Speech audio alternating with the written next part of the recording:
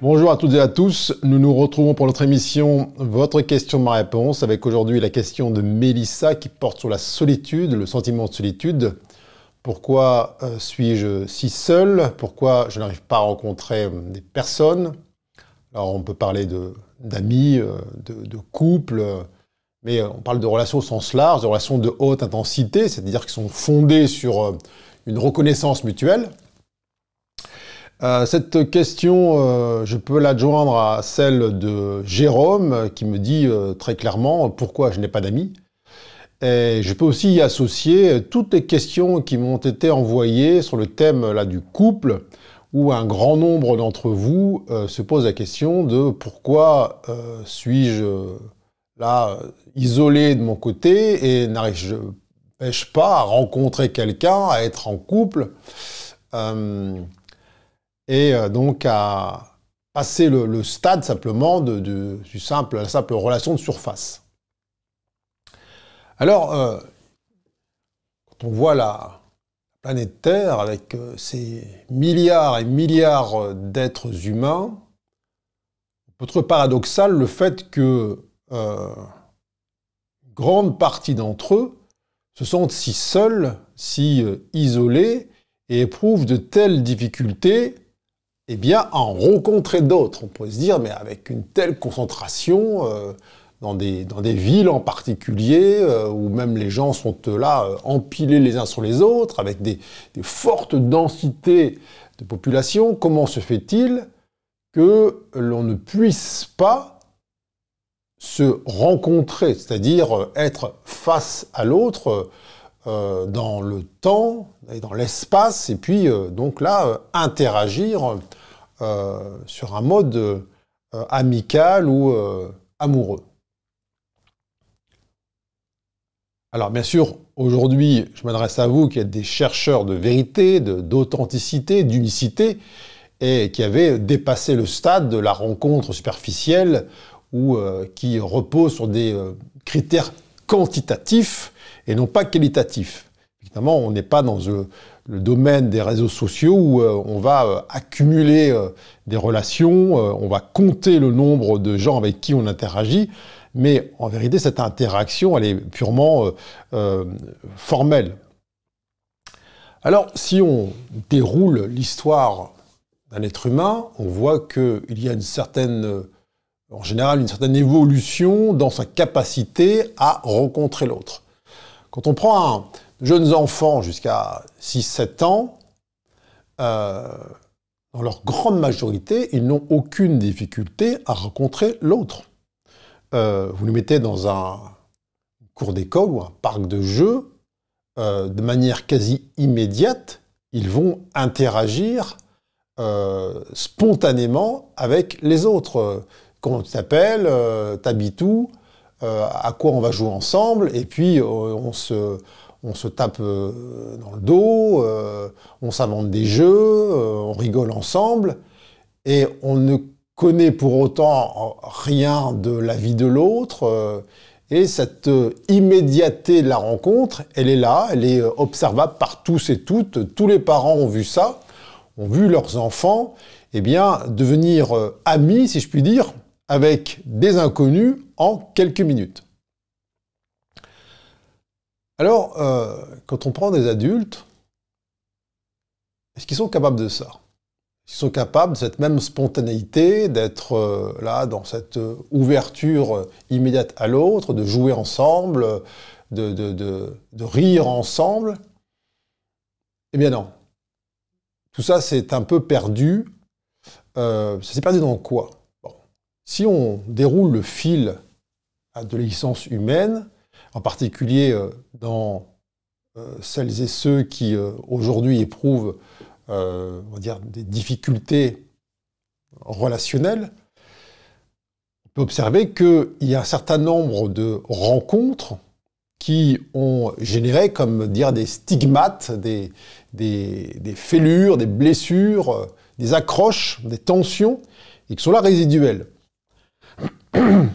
Au-delà des 7 ans, âge auquel effectivement le mental n'est pas encore vraiment en capacité d'analyser, de trier, de sélectionner, eh bien, au-delà de cet âge, il commence à y avoir des expériences qui peuvent se révéler douloureuses, des petites trahisons, des petits abandons, des colères, des disputes, des déceptions, et puis l'âge avançant, il y a certaines croyances qui vont se cristalliser, on va peut-être adopter le mode de pensée des parents, de ce que la civilisation actuelle raconte, et puis il y a des expériences amicales qui se délitent, des expériences amoureuses douloureuses, et tout ceci, eh bien, va s'accumuler dans cette espèce de bulle, de sphère qui entoure chaque être humain, et je ne parle pas de l'aura, dans cette sphère qui contient un grand nombre d'informations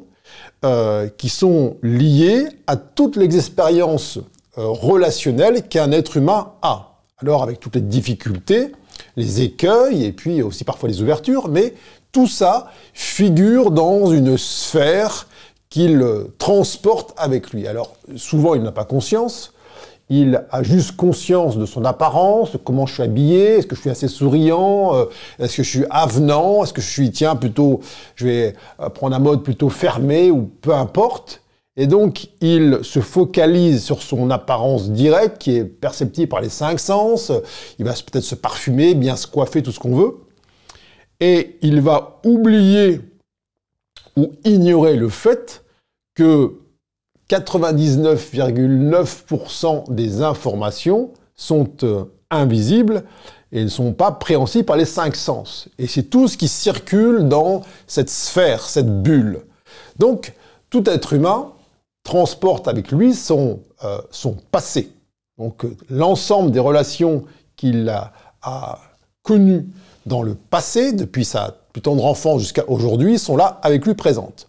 Donc, tout ça est à regarder. Est-ce que ce contenu, je l'ai neutralisé, rendu neutre? Ça veut dire qu'on l'efface. Le neutraliser, ça veut dire rendu neutre. On ne nie pas l'existence d'une relation précédente, on ne nie pas ce qu'elle a été, ce qu'elle nous a amené à concevoir, à expérimenter, à transcender, ainsi de suite. Simplement, on se pose la question, est-ce que les informations que je porte avec moi, dans ma sphère, sont-elles neutres? Alors, ça nous amène, on nous ramène à certaines thématiques, peut-être sur le pardon, sur les relations, sur la famille, ainsi de suite. Donc, à regarder à nouveau. Et on doit se poser la question. Aujourd'hui, alors peut-être, on dit, tiens, on me dit, bah oui, voilà, je présente bien. Je présente bien. C'est-à-dire quoi? Je présente bien. On parle du présent, là. Présenter, ou se présenter, donc présenter, c'est être dans le présent. Donc, lorsqu'on dit quelqu'un qui présente bien, pour moi, c'est il est dans le présent. Or, dans ce présente bien, il y a énormément de passé. Il y a toutes les expériences du passé qui sont là infiniment plus présentes que cette apparence, cette tenue, cette allure, si je puis dire, qui est mise en avant dans l'espoir de favoriser une relation affective, professionnelle, amoureuse, ainsi de suite. Donc, l'adulte va donner énormément d'importance à la manière dont il se présente, alors qu'en vérité, son présent, il est portion là infime par rapport à son passé qui prend tout l'espace.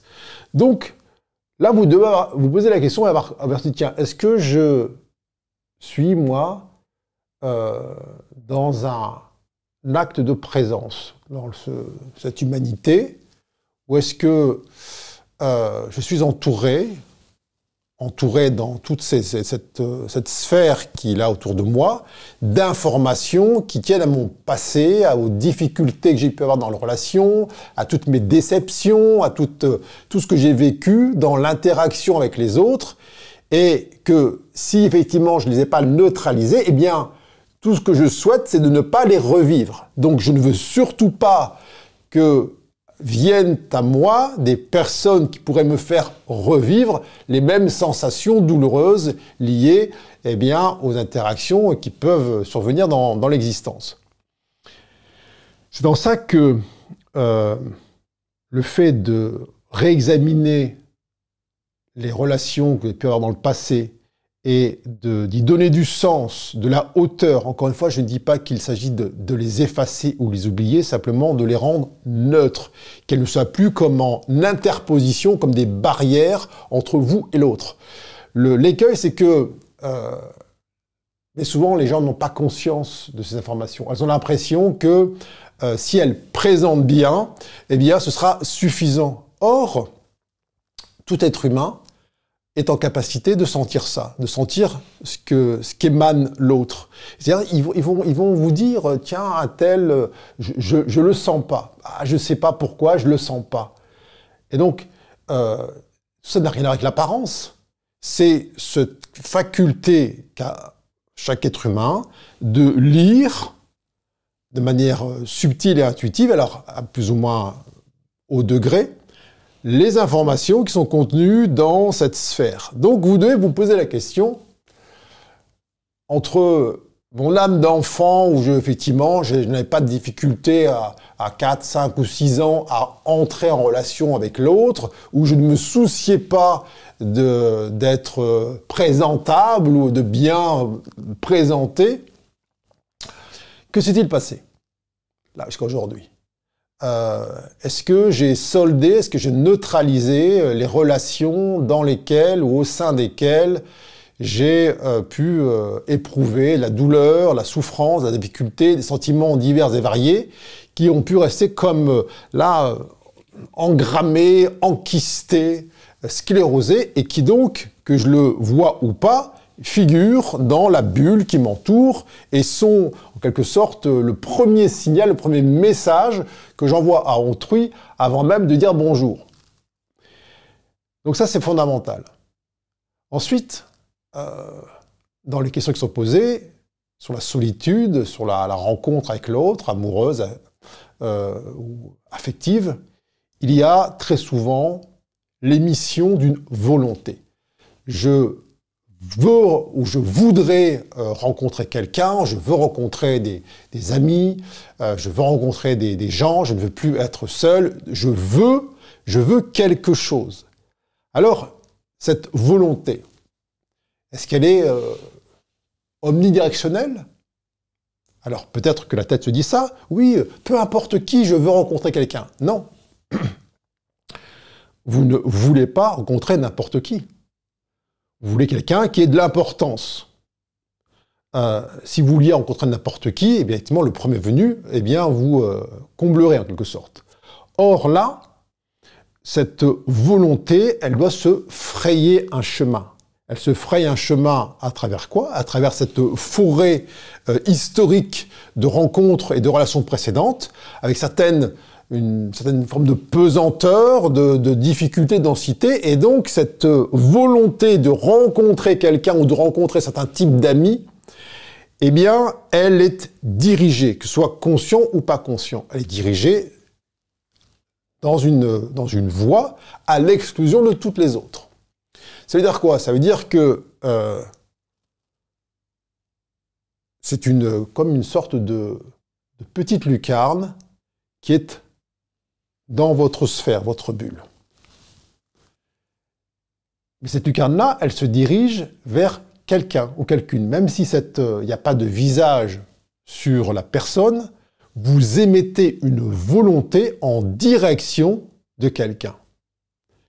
Et lorsque vous émettez une volonté en direction de quelqu'un, je veux rencontrer un homme, je veux rencontrer une femme, je veux rencontrer un ami ou des amis, vous émettez cette volonté sur autrui. La question à se poser, c'est est-ce que cette volonté que l'autre, avec un grand A, reçoit, eh bien, il l'a demandé, ou elle l'a demandé. Vous savez, on peut prendre une sorte d'analogie, puisque là, vous aspirez, en tant que chercheur de vérité, à des relations de haute intensité, de haute fréquence. Si on transpose ça dans un domaine où, par exemple, vous voulez rencontrer le directeur ou la directrice d'un grand hôtel ou d'une grande entreprise ou d'une compagnie aérienne ou que sais-je, et vous présentez là au niveau à la réception, et vous dites ah, j'ai très envie, je veux rencontrer le directeur, la directrice. Parce que c'est la personne là, qui a la vue la plus élevée, son bureau est dans le dernier étage, il a une vue panoramique. Systématiquement, la réponse que vous fera le ou la réceptionniste est est-ce que vous avez rendez-vous et est-ce qu'il ou elle vous attend? C'est la question à se poser. Est-ce qu'il ou elle m'attend? Est-ce que j'ai pris rendez-vous? En fait, non. Que fera le réceptionniste? Son travail, c'est de faire de la régulation. S'il n'avait pas rendez-vous, si il ou elle ne vous attend pas, vous pouvez le vouloir autant que vous voulez. Je n'appuierai pas sur le bouton qui vous permet de prendre l'ascenseur, de monter au dernier étage et d'aller dans son bureau pour le rencontrer, être face à l'autre. Donc, cette autorité de régulation est à prendre en compte. Et c'est qui cette autorité de régulation? Eh bien, c'est l'intelligence universelle. Plus vous vous élevez en fréquence, plus cette intelligence universelle, eh bien, va vous renvoyer à votre propre volonté et à votre propre responsabilité. En quelque sorte, vous dire, ok, c'est très bien que vous vouliez, mais votre volonté doit vous concerner, vous. Elle ne peut pas s'exercer sur autrui. Quand bien même, entre guillemets, ça part d'une bonne intention de s'unir en couple, de rencontrer des amis, ainsi de suite. Votre volonté doit s'arrêter, eh bien, à votre propre personne. Quand vous émettez une volonté sur autrui, je veux rencontrer quelqu'un, vous êtes en train de vouloir ça chez l'autre. Or, cela ne vous appartient pas. La seule chose que vous puissiez vouloir très fort, eh bien, c'est de neutraliser l'intégralité des relations passées qui peuvent faire obstruction entre vous et l'autre. Et la deuxième chose, c'est un lâcher-prise. C'est-à-dire quoi? C'est-à-dire que, ok, qu'est-ce que je veux? Je veux une ouverture de ma sphère. Alors évidemment, cette ouverture n'est pas comme des portes ouvertes aux quatre vents. C'est une ouverture vers une rencontre de haute intensité. Mais ce lâcher-prise, il lâche l'idée que c'est quelqu'un ou quelqu'une en particulier dans les idées préconçues que je peux avoir de la personne qui serait pour moi un bon ami, un bon compagnon, une bonne compagne.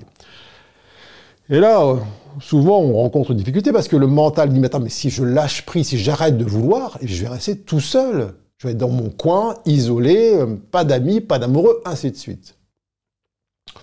Or, ce lâcher-prise, eh bien, il a un effet, on va dire, contraire à ce que le mental imagine, c'est-à-dire qu'il permet cette ouverture, et quoi? Eh bien, cette ouverture, elle envoie, si je puis dire, dans la trame, le signal de votre présence. Plus vous voulez, en quelque sorte, avec intensité, quelque chose chez l'autre, je veux des amis, je veux un amoureux, je veux un compagnon, une compagne, plus ça ferme votre bulle et plus le signal que vous envoyez, il est ténu, il est faible et il passe à travers le chat d'une aiguille. Alors, ce lâcher-prise-là, il vous rend visible, il vous rend audible et il efface ce caractère volontariste, ce caractère, on va dire, de la volonté de prédation, de contrôle, de soumission, même si c'est inconscient, et qui a un effet, on va dire, repoussoir chez l'autre. C'est-à-dire que il faut se mettre à la place de ce directeur, cette directrice qui est en haut de son immeuble, là, à qui on dit tous les jours, par le réceptionniste interposé, oui, telle personne insiste beaucoup pour vous voir, elle n'a pas rendez-vous, mais elle insiste, elle veut vous rencontrer, elle veut vous rencontrer. Au bout d'un moment, que fait le directeur, la directrice? Eh bien, elle va comme blacklister cette personne. Elle dit, écoutez, je ne veux même plus qu'elle rentre dans le hall là, de l'immeuble, vous me la bloquez à l'entrée. Parce que cette insistance est tout sauf une voie de rapprochement, en quelque sorte. Elle a un effet repoussoir. Et donc, cette insistance à vouloir quelque chose pour l'autre ou chez l'autre, que ce soit effectivement des amis, un compagnon, que sais-je, eh bien, elle a l'effet inverse. Alors, ce lâcher-prise-là, ce relâchement, il permet effectivement d'être, je vous dis, d'être visible, pas physiquement, hein, mais d'être visible dans la trame universelle, et donc de montrer une disponibilité à la rencontre, on va dire, équilibrée, responsable avec l'autre.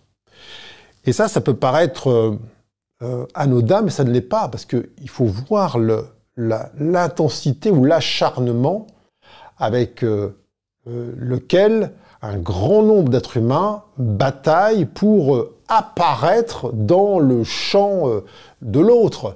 On va essayer de taper à la porte, de se montrer, de faire des efforts particuliers, de se comporter de manière spéciale, de s'habiller d'une telle manière, de dire des choses, bref, pour se faire remarquer et exister dans le regard de l'autre, dans ce que l'autre est en capacité, eh bien, d'appréhender tout de suite. Or, pour exister dans cette gamme de fréquences qui est celle dans laquelle vous aspirez à faire ces rencontres, ça ne se passe plus à cet étage-là.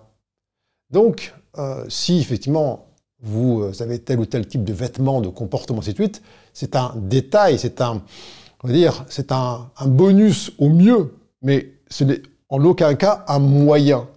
Et vous devez regarder en vous et dans votre passé le nombre de fois où vous avez inversé les choses et vous avez utilisé l'apparence, les mots, les phrases, le comportement comme eh bien, le moyen ou le seul moyen de toucher l'autre, d'atteindre l'autre. Alors ça va être peut-être, je sais pas quoi, des compliments, des cadeaux, des marques particulières d'affection, des efforts dans un sens pour que la relation eh bien, se passe ou qu'elle dure, ainsi de suite. Et tout ça au détriment de la présence, au détriment du non-effort, au détriment d'un échange qui se fait dans un espace qui, encore une fois, laisse de côté toutes ces informations de surface. Et donc, quand on parle de lâcher prise, ça se passe aussi par là. Alors, je ne suis pas en train de vous dire que lâcher prise, ça veut dire que vous ne prenez plus de douche ou que vous n'allez pas vous coiffer pendant 15 jours. Mais lâcher prise, c'est dire, est-ce que j'ai besoin de faire des choses en particulier, de me comporter d'une manière particulière, surnaturelle, au-delà de ma propre nature, pour rencontrer des gens, pour exister dans le regard et pour mériter leur affection, leur amour. Vous savez, là aussi, l'apprentissage, depuis l'enfance, il a souvent été de vous induire dans on va dire dans cette conception, de vous amener dans cette conception qu'il vous faut faire quelque chose en particulier pour être aimable, pour être aimé, pour être apprécié. Et ça, quand on est là où on est aujourd'hui, on peut vivre cette idée de solitude, de sentiment particulier, ça peut revenir à la charge. On peut vous dire, écoute, mais non, mais fais des efforts, donne un peu de ta personne pour apparaître, rends-toi séduisant, rends-toi attractif, attractive. On peut voir à quel point dans la manière dont les gens peuvent se décrire sur les sites de rencontres, tout ce qui est produit pour se rendre attractif dans le paysage social.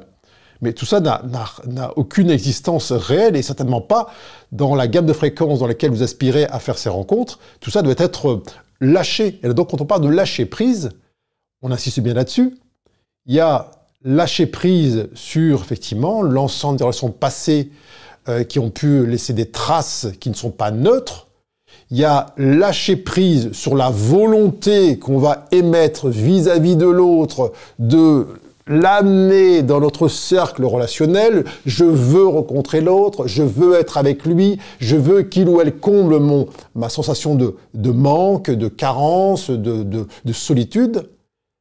Et puis, il y a ce lâcher-prise sur toutes les attitudes, les postures, les comportements que l'on peut adopter plus ou moins consciemment dans l'espoir que cela produise un effet sur l'autre. Donc se rendre littéralement aimable, se rendre attractif. Et donc, c'est dire, est-ce que je suis prêt ou prête à lâcher ça et donc à être aimé, apprécié pour ce que je suis, pas ce que je fais, pas les compliments ou les belles paroles que je vais prononcer, pas pour la manière dont je suis habillé ou parfumé ou coiffé, pas pour mon compte en banque, ainsi de suite. Et donc, est-ce que cette volonté, elle est réelle? Est-ce que je suis prêt à lâcher ça, à lâcher le paraître, si je puis dire, le monde dans lequel tous coexistent donne une certaine importance. Et donc la relation de haute fréquence dont il est question, dont on parle aujourd'hui, elle repose aussi là-dessus. Alors c'est en ça que, effectivement, l'âme d'enfant, l'enfant se moque bien finalement de comment, en tout cas jusqu'à un certain âge, de comment il est habillé, comment l'autre est coiffé, de quelle fortune disposent ses parents, ainsi de suite. C'est dans cette immédiateté-là. Alors effectivement, dans sa bulle, la bulle est neutre, il n'y a pas encore ces expériences-là traumatisantes, il n'y a pas cette volonté particulière de rencontrer quelqu'un de spécifique, il n'y a pas cette idée de construire une image ou un personnage qui soit aimable, il y a là, être face à l'autre, être avec l'autre tout de suite. Alors, quand on se dit, tiens, aujourd'hui je suis là, seul, à faire l'expérience de la solitude ou de l'isolement, et quelle est mon aspiration? Est-ce que je veux que l'autre, cet autre, ses amis, ce compagnon, cette compagne, viennent amoindrir ce sentiment de solitude, viennent combler ce gouffre existentiel? Mais qu'est-ce que je fais si je demande ça à l'autre? Je suis déjà en train de lui demander, je ne demande pas la relation. Je demande un pansement, je demande une anesthésie, je demande une réparation, je demande autre chose que cette relation équilibrée. Tout à l'heure, je vous parlais du régulateur. Le régulateur, cet agent de réception-là, est-ce qu'il va amener, en tout cas permettre à la personne qui va le solliciter pour rencontrer le directeur ou la directrice, si cette personne-là est déjà en demande, en carence? Oui, monsieur le directeur, madame la directrice, vous avez quelqu'un là qui est au fond du seau, terriblement existentiel, je vous l'envoie. Dire, mais sûr que non. Envoyez-moi quelqu'un qui a quelque chose à me donner, à me proposer, à m'offrir, puisque moi, depuis l'endroit où je suis, je peux effectivement lui offrir mon point de vue, je peux lui offrir ce que je suis, mon unicité, mon rayonnement. La question à se poser, c'est quand je suis en quête de relations, amicales, affectives, amoureuses, suis-je en train de demander quelque chose à l'autre? En train de signaler effectivement un manque, une carence? Ou alors, suis-je en capacité d'offrir? Alors, ne vous dites pas, oui, non, mais quand je l'aurai rencontré, effectivement, je lui offrirai tout ce que je suis, etc. Non, aujourd'hui, là, tout de suite. Quel signal vous envoyez? Est-ce que c'est l'offrande de mon unicité, de mon rayonnement, de ma joie, je sais pas quoi, de mes idéaux, tout ce que vous voulez?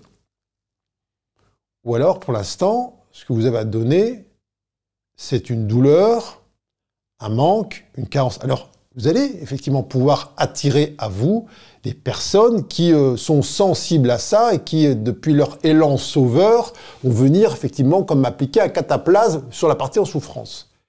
Mais ce genre de relation est déséquilibré.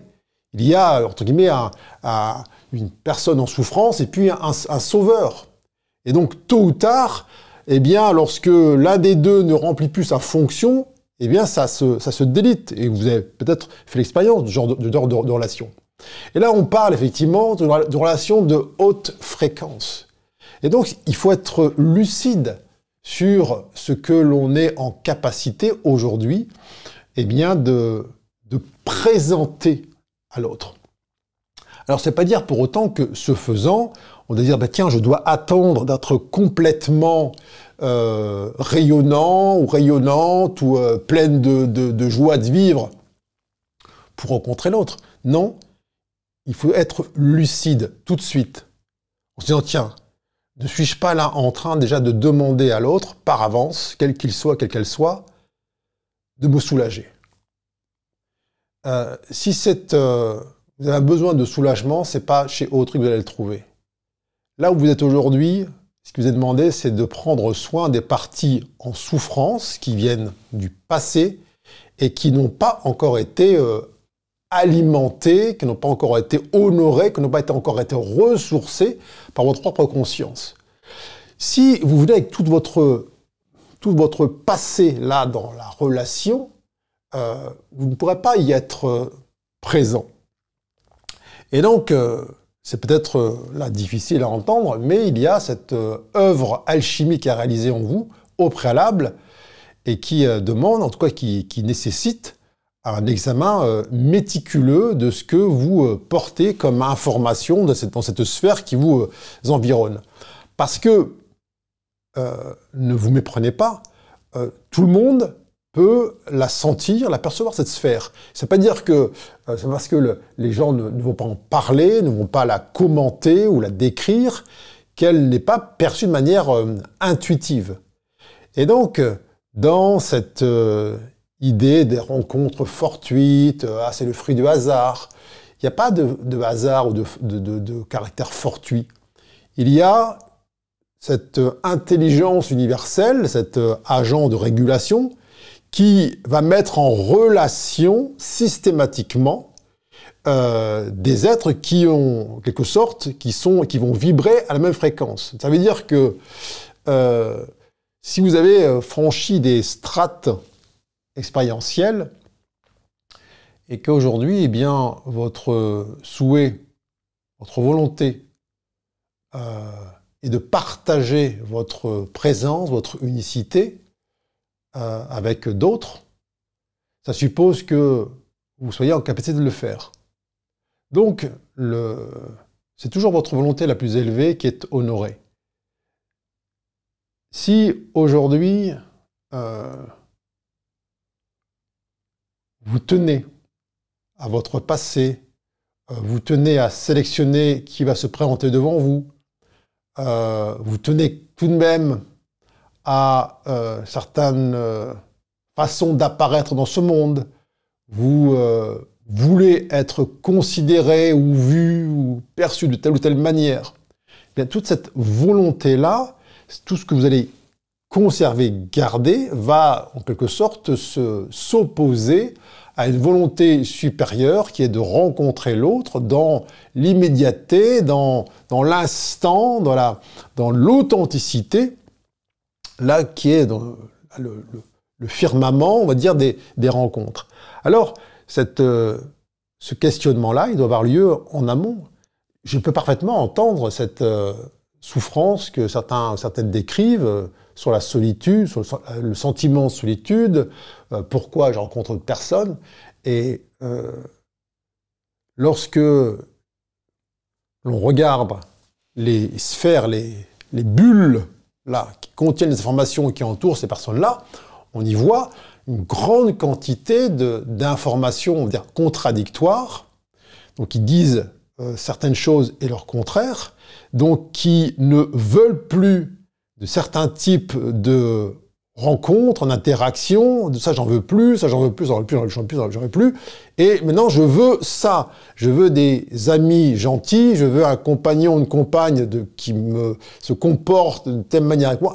Alors tout ça effectivement peut paraître légitime, mais simplement ces volontés émises souvent inconsciemment, elles forment une espèce de muraille ou de cape d'invisibilité parce que il y a une volonté qui est là plus élevée, qui dit, OK, maintenant, là où tu es sur Terre dans ton parcours, c'est une rencontre en vérité qui t'attend. Et pour que cette rencontre en vérité ait lieu, il te faut absolument prendre en compte tout ce passif, toutes ces choses qui n'ont pas encore été soldées, neutralisées, et qui pourraient comme te donner le sentiment d'avoir été guéri, si jamais tu rentres dans la bulle de quelqu'un qui effectivement a le cœur grand ouvert et qui va te donner l'illusion que tout est réglé, tout est guéri, alors qu'en vérité, c'est l'amour de l'autre, c'est l'ouverture de l'autre, c'est la lumière de l'autre que tu vas sentir, et au moment où il ou elle va reculer, va partir, tu vas de nouveau sentir ton manque, tes failles, tes blessures, tes peurs, et ainsi de suite. Or, ce n'est pas ça que vous voulez. Vous voulez la parité, vous voulez l'équilibre. Et donc, le piège est toujours de se retrouver, si je puis dire, avec une personne qui a neutralisé ses informations du passé et qui donc, avec vous, est totalement présent ou présente, et que son rayonnement personnel, individuel, vous donne le sentiment que c'est réglé pour vous. Et donc, vous allez dire, ah, je me sens bien avec lui, ou je me sens bien avec elle. Alors, ok, ça c'est pas nié. Mais est-ce que vous vous sentez tout aussi bien lorsque il ou elle n'est pas avec vous? Donc, c'est là où il y a équilibre ou pas. C'est pas dire, encore une fois, que vous ne pouvez pas vous sentir bien avec quelqu'un, mais sa présence est on va dire, un bonus. Si le fait qu'il ou elle se décale, s'éloigne, génère de manière vraiment fonctionnelle, cellulaire, viscérale, une sensation de perdition, de rupture, de solitude et de manque, eh bien là, la relation n'est pas équilibrée. Alors, peut-être que chez autrui, eh bien, ça ne va rien lui coûter, puisqu'on va dire, étant dans cette ouverture, eh bien, ça coule de source, mais simplement, l'univers, l'organe de régulation veut l'équilibre, toujours. Et il veut répondre à votre volonté la plus élevée, qui est celle de votre âme, d'être quelqu'un dans la maîtrise, de responsable, vertical, autonome, ainsi de suite. Ça suppose quoi? C'est que cette autonomie, elle soit réelle, pas imaginée ou illusoire du fait du contact ou la proximité avec quelqu'un. C'est dans ça que, là, vraiment, vous devez vous poser la question, tiens, aujourd'hui, je vis une forme de solitude, certes douloureuse, j'ai l'impression de ne pas rencontrer de personnes qui seraient, voilà, qui correspondraient à mes attentes, ainsi de suite. Posez-vous la question de ce que vous demandez à l'autre, posez-vous la question de l'état de vos informations, du contenu de votre bulle, posez-vous la question de l'œuvre alchimique qui a été réalisée ou pas en vous, s'agissant de tous ces espaces qui réclament l'autre. Et puis, vous savez, cette idée de solitude, d'isolement, doit un jour être transcendé aussi, même avec les humains. Bien sûr qu'en tant qu'être humain, il est légitime, naturel de vouloir partager du temps, partager des activités avec d'autres êtres humains. Je veux dire, c'est tout à fait naturel, ça n'est pas remis en question. Mais, tôt ou tard, il vous sera nécessaire de percevoir une présence avec un P majuscule, qui n'est pas humaine, qui n'est pas tangible, qui n'est pas perceptible par les 5 sens. Une présence qui est là, qui est immuable, éternelle, infinie, qui jamais ne peut abandonner, jamais ne peut trahir, jamais ne peut oublier, jamais ne peut décevoir, et qui, elle, effectivement, est en dehors du temps et de l'espace, donc elle n'est même pas dans cette relation qui commence et qui finit telle que les humains les connaissent. Et cette présence, eh bien, elle est l'acte ultime, en tout cas cette rencontre, elle est la manifestation ultime pour vous, de votre acte de présence. Parce que devenir à ce point présent à vous-même, c'est vous ouvrir à cette présence éternelle infinie. Alors, peu importe le nom que vous allez donner, intelligence universelle, le divin, l'éternel, la force créatrice, la source.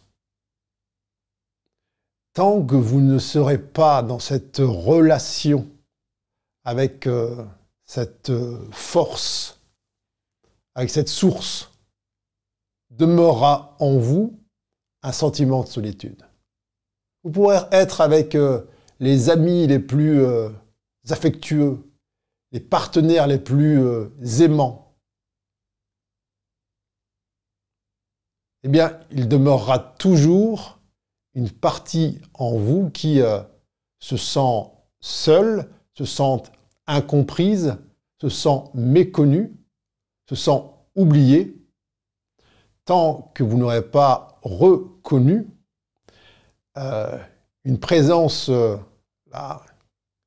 non humaine, supra-humaine, qui à la fois enveloppe tous et toutes et qui transcende tous et toutes.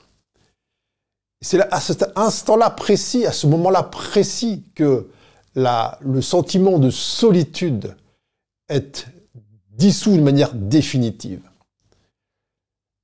Alors, encore une fois, je ne dis pas que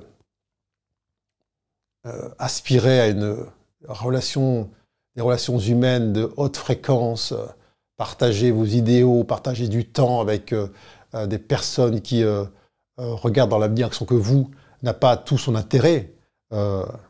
Évidemment, tout ça est porteur de sens et tout ça est très riche, mais je vous dis que tôt ou tard, il y a un sentiment de solitude qui doit être regardé, un sentiment résiduel, et qui ne trouve sa solution, qui ne trouve sa résolution que dans cette reconnaissance inconditionnelle d'une compagnie, d'un ami extraordinaire, supra-humain, qui est là pour vous tout le temps, en permanence. Et se poser la question, dire tiens, lorsque je me sens si seul, lorsque je me sens en carence d'amis, d'amoureux, de compagnes, ainsi de suite, est-ce qu'il m'arrive de m'ouvrir à une présence qui ne soit pas humaine, qui soit là infiniment plus proche que jamais aucun être humain ne pourra l'être vis-à-vis de moi? Eh bien, est-ce que je me suis ouvert ou ouverte à cette présence-là? Est-ce que, en recherchant de manière acharnée, effrénée, réitérée, la présence des autres, leur proximité physique, est-ce que souvent ne suis pas tenté de négliger cette relation qui est là, immédiatement disponible, qui ne demande rien, que je peux, là pour le coup, vouloir totalement, alors que lorsque je veux quelque chose, je veux rencontrer un humain, je vais forcément rencontrer ses limitations, je vais forcément rencontrer ses résistances, je vais forcément rencontrer ses conditionnements. Et lorsque je commence à vouloir, au-delà de tout, lorsque je commence à vouloir intensément, eh bien, rencontrer cette présence-là, qui est par définition ouverture inconditionnelle, là, je peux faire l'expérience de la non-séparation. Et si je fais l'expérience de la non-séparation, de l'unité, que demeure encore en moi qui pourrait me rappeler la solitude? Merci infiniment à toutes et à tous. Ce sera ma réponse à cette question de la solitude, de l'isolement et des relations aux autres. Merci et à bientôt.